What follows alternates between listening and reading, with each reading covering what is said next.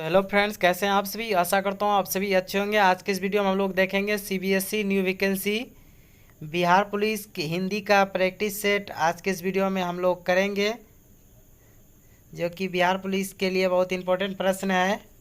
अगर इससे पहले का वीडियो आप नहीं देखे हैं तो हमारे चैनल पर जाके देख सकते हैं। हमने और सब वीडियो बना रखा है। तो चलिए प्रश्न को स्टार्ट करते हैं।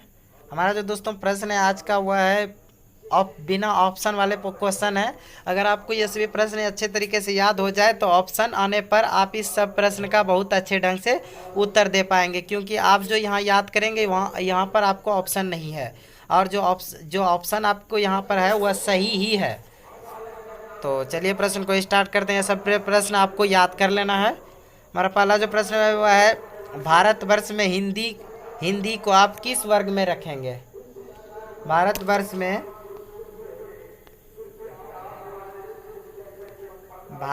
में हिंदी को आप किस वर्ग में रखेंगे। इसका जो आंसर होगा वो हो जाएगा राजभाषा। अगला प्रश्न है, भारतीय संविधान में किस अनुच्छेदों में राजभाषा संबंधी प्रावधान का उल्लेख है। भारतीय संविधान के कह रहा है किस अनुच्छेद में जो है राजभाषा संबंधी प्रावधान उल्लेख है। इसके जो आंसर हो जाएंगे वो हो जाएगा 343 से 351 तक। अगला प्रश्न है, भारतीय भाषा का विकास किस लिपि से हुआ। भारतीय भाषा का विकास किस लिपि से हुआ। इसका जो आंसर हो जाएगा वो हो जाएगा ब्राह्मी लिपि। अगला प्रश्न है दोस्तों, किस तिथि को हिंदी को राजभाषा बनाने का निर्णय लिया गया। किस तिथि को हिंदी भाषा को राजभाषा बनाने का निर्णय लिया गया। इसका जो आंसर हो जाएगा वो हो जाएगा 14 सितंबर 1949। अगला प्रश्न है, विश्व हिंदी दिवस किस दिन को मनाया जाता है। विश्व हिंदी दिवस किस दिन को मनाया जाता है। इसका जो आंसर हो जाएगा वो हो जाएगा हमारा 10 जनवरी। अगला प्रश्न देखते हैं दोस्तों। अगला प्रश्न है, मगही किस भाषा की बोली है। मगही जो भाषा है दोस्तों वह किस भाषा की बोली है। इसका जो आंसर हो जाएगा वो हो जाएगा बिहारी। अगला प्रश्न है, अगला प्रश्न जो है वह है, 14 सितंबर 1449 को भारतीय संविधान सभा ने हिंदी भाषा को भारतीय संघ की कौन सी भाषा का दर्जा दिया। इसका जो आंसर हो जाएगा वो हो जाएगा राजभाषा। 14 सितंबर 1949 को भारतीय संविधान सभा ने हिंदी भाषा को राजभाषा की दर्जा दिया। अगला प्रश्न है, हिंदी दिवस। अगला जो प्रश्न है दोस्तों वह है, हिंदी दिवस भारत में मनाया जाता है। हिंदी दिवस भारत में मनाया जाता है। इसका जो आंसर हो जाएगा वो हो जाएगा 14 सितंबर। अगला प्रश्न है, वर्तमान हिंदी का प्रचलित रूप है। वर्तमान हिंदी का प्रचलित रूप है। इसका जो आंसर हो जाएगा वो हो जाएगा खड़ी बोली। अगला प्रश्न देखते हैं। अगला प्रश्न है, कबीरदास की भाषा थी। कबीरदास की भाषा थी। इसके जो आंसर हो जाएंगे वो हो जाएगा साधुकड़ी। साधुकड़ी। अगला प्रश्न देखते हैं, सखी वे मुझसे कहकर जाते प्रस्तुत पंक्ति के रचयिता हैं। सखी वे मुझसे कहकर जाते प्रस्तुत पंक्ति के रचयिता हैं। इसका जो आंसर हो जाएगा वो हो जाएगा मैथिली शरण गुप्त। अगला प्रश्न है, तितली किसकी रचना है। तितली किसकी रचना है। इसका जो आंसर हो जाएगा वो हो जाएगा जयशंकर प्रसाद। अगला प्रश्न है दोस्तों कि अबला जीवन हाय तुम्हारी यही कहानी, आंचल में दूध है और आंखों में पानी पंक्ति किसकी काव्य कृति है। आंचल में दूध और आंखों में पानी, या जो इसका जो आंसर हो जाएगा वो हो जाएगा यशोधरा। अगला प्रश्न है, आंचलिक रचनाएं किससे संबंधित होती है। आंचलिक रचनाएं किससे संबंधित होती है। इसके जो आंसर हो जाएंगे वो हो जाएगा क्षेत्र विशेष से। अगला प्रश्न है, निर्गुण भक्ति काव्य के प्रमुख कवि हैं। निर्गुण भक्ति काव्य के प्रमुख कवि हैं। इसका जो आंसर हो जाएगा वो हो जाएगा कबीरदास। अगला प्रश्न है, सूरदास के गुरु कौन थे। सूरदास के गुरु कौन थे। इसका जो आंसर हो जाएगा वो हो जाएगा वल्लभाचार्य। अगला प्रश्न है, तुलसीदास ने अपनी रचनाओं में किनका वर्णन किया है। तुलसीदास ने अपनी रचनाओं में किसका वर्णन किया है। इसका जो आंसर हो जाएगा वो हो जाएगा राम। अगला प्रश्न है, त्याग पत्र उपन्यास किनकी रचना है। त्याग पत्र उपन्यास किनकी रचना है। इसके जो राइट आंसर हो जाएंगे वो हो जाएगा जैनेन्द्र कुमार। अगला प्रश्न है, ज्ञानपीठ पुरस्कार किस क्षेत्र में श्रेष्ठ कार्य के लिए दिया जाता है। ज्ञानपीठ पुरस्कार जो है किस क्षेत्र में श्रेष्ठ कार्य के लिए दिया जाता है? इसका जो आंसर हो जाएगा वो हो जाएगा साहित्य के क्षेत्र में। अगला प्रश्न है, ढाई अक्षर प्रेम के पढ़े सो पंडित होए प्रस्तुत पंक्ति के रचयिता कौन है? ढाई अक्षर प्रेम के पढ़े सो पंडित होए प्रस्तुत पंक्ति के रचयिता कौन है? इसके जो आंसर हो जाएंगे वो हो जाएगा ऑप्शन नंबर वो हो जाएगा कबीरदास। अगला प्रश्न है, प्रेम सागर के रचनाकार कौन है? प्रेम सागर के रचनाकार कौन है? इसका जो आंसर हो जाएगा वो हो जाएगा लल्लू लाल। अगला प्रश्न है, पंच परमेश्वर कहानी के लेखक कौन है? पंच परमेश्वर कहानी के लेखक कौन है? इसके जो आंसर हो जाएंगे वो हो जाएगा प्रेमचंद्र। अगला प्रश्न है, हिंदी के सर्वप्रथम प्रकाशित पत्र का नाम है? हिंदी के सर्वप्रथम प्रकाशित पत्र का नाम है? इसका जो आंसर हो जाएगा वो हो जाएगा उत्तंड मार्तंड। अगला प्रश्न है, बैताल पच्चीसी के रचयिता है?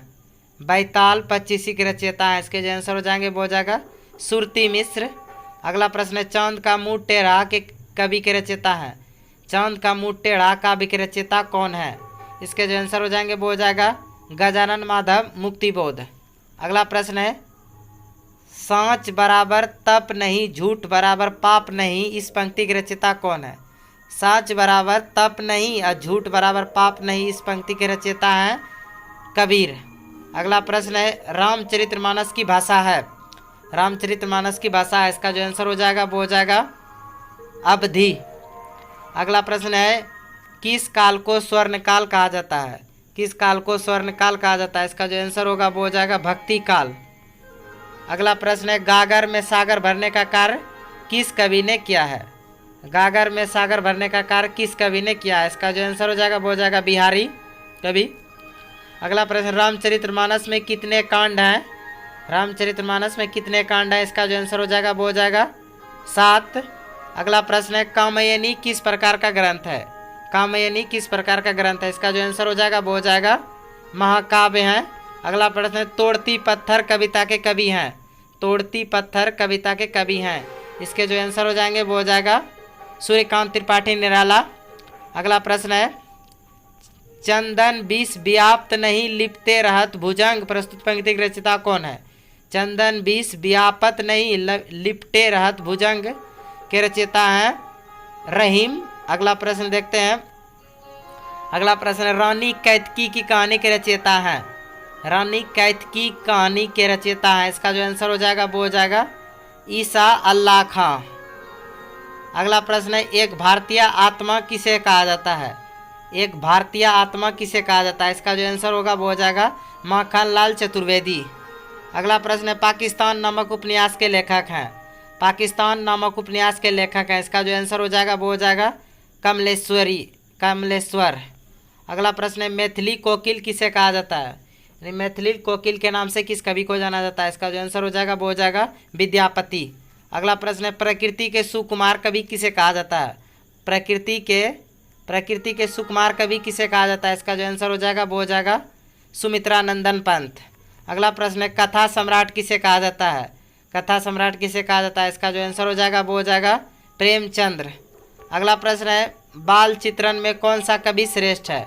बाल चित्रण में कौन सा कवि श्रेष्ठ है? इसका जो आंसर हो जाएगा वो हो जाएगा सूरदास।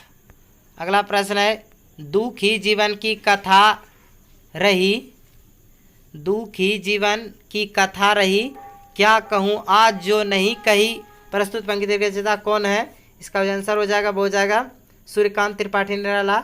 अगला प्रश्न है, हिंदी की पहली कहानी लेखिका का नाम है?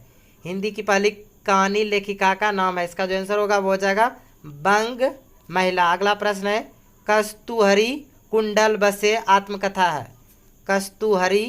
कस्तूरी कुंडल बसे आत्मकथा, इसका जो आंसर हो जाएगा वो हो जाएगा मैत्रेयी पुष्पा। अगला प्रश्न है, ज्ञानपीठ पुरस्कार पाने वाले हिंदी के प्रथम साहित्यकार हैं? ज्ञानपीठ पुरस्कार पाने वाले हिंदी के प्रथम साहित्यकार हैं, इसका जो आंसर हो जाएगा वो हो जाएगा सुमित्रा नंदन पंत। अगला प्रश्न है, वही मनुष्य है जो मनुष्य के लिए मरे के रचयिता हैं? वही मनुष्य है जो मनुष्य के लिए मरे के रचयिता हैं, इसका जो आंसर हो जाएगा वो हो जाएगा मैथिली शरण गुप्त। अगला प्रश्न देखते हैं। अगला प्रश्न है, ईदगाह कहानी के रचयिता कौन है? ईदगाह कहानी के रचयिता कौन है? इसका जो आंसर हो जाएगा वो हो जाएगा प्रेमचंद्र। अगला प्रश्न है, बीरों का कैसा हो बसंत कविता के रचयिता है? बीरों का कैसा हो बसंत कविता के रचयिता है, इसका जो आंसर हो जाएगा वो हो जाएगा सुभद्रा कुमारी चौहान। अगला प्रश्न देखते हैं। अगला प्रश्न है रसखान कौन काल के कवि हैं? रसखान कौन काल के कवि हैं? इसके जो आंसर हो जाएंगे वो हो जाएगा भक्ति काल। अगला प्रश्न है आंसू काव्य के रचनाकार हैं? आंसू काव्य के रचनाकार हैं, इसका जो आंसर हो जाएगा वो हो जाएगा जयशंकर प्रसाद। अगला प्रश्न है हिंदी कविता को छंदों की परिधि के मुक्त कराने वाले कवि हैं? हिंदी कविता को छंदों की परिधि से मुक्त कराने वाले थे, इसका जो आंसर हो जाएगा वो हो जाएगा सूर्यकांत त्रिपाठी निराला। अगला प्रश्न है चिंतामणि के रचयिता कौन है? चिंतामणि के रचयिता कौन है? इसका जो आंसर हो जाएगा वो हो जाएगा रामचंद्र शुक्ल। अगला प्रश्न है तितली किसकी रचना है? तितली किसकी रचना है? इसका जो आंसर है वो हो जाएगा जयशंकर प्रसाद। अगला प्रश्न है हिंदी की आदि जननी है? हिंदी की आदि जननी है, इसका जो आंसर हो जाएगा वो हो जाएगा संस्कृत। अगला प्रश्न है सीप का विशेषण क्या होगा? सीप का विशेषण क्या होगा? इसका जो आंसर हो जाएगा वो हो जाएगा शैव। अगला प्रश्न दोस्तों वह बालक जिसे गोद लिया हो क्या कहा जाता है? इसका जो आंसर होगा वो हो जाएगा दत्तक पुत्र। अगला प्रश्न है जिसको प्रसन्न करना कठिन हो क्या कहा जाता है? जिसको प्रसन्न करना कठिन हो क्या कहा जाता है? इसका जो आंसर होगा वो हो जाएगा दुराराध्य। अगला प्रश्न है दशानन किस समास का उदाहरण है? दशानन किस समास का उदाहरण है? इसका जो आंसर होगा वो हो जाएगा बहुब्रीहि समास। अगला प्रश्न है जायसी किस धारा के कवि हैं? जायसी किस धारा के कवि हैं? इसका जो आंसर होगा वो हो जाएगा प्रेमाख्यान काव्यधारा। शाश्वत का विलोम शब्द क्या है? अगला प्रश्न है शाश्वत का विलोम शब्द क्या होगा? इसका जो आंसर होगा वो हो जाएगा नक्षत्र, नश्वर। अगला प्रश्न है श्री गणेश का विलोम शब्द क्या होगा? श्री गणेश का विलोम शब्द क्या होगा? इसका जो आंसर हो जाएगा वो हो जाएगा इति श्री। अगला प्रश्न है गरिमा का विलोम शब्द क्या होगा? गरिमा का विलोम शब्द क्या होगा? इसका जो आंसर हो जाएगा वो हो जाएगा लाघिमा।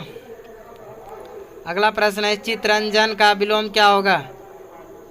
चिरंजन का विलोम शब्द क्या होगा? इसका जो आंसर हो जाएगा वो हो जाएगा नश्वर। अगला प्रश्न है जो कि इस वीडियो का लास्ट प्रश्न है उद्धत का विपरीतार्थक शब्द क्या होगा? इसका जो आंसर हो जाएगा वो हो जाएगा सौम्य, सौभ्य। तो यह थे इस वीडियो के कुल 60 प्रश्न। अगर वीडियो अच्छा लगा तो वीडियो को लाइक कीजिए और चैनल पर पहली बार आए तो चैनल को सब्सक्राइब कीजिए।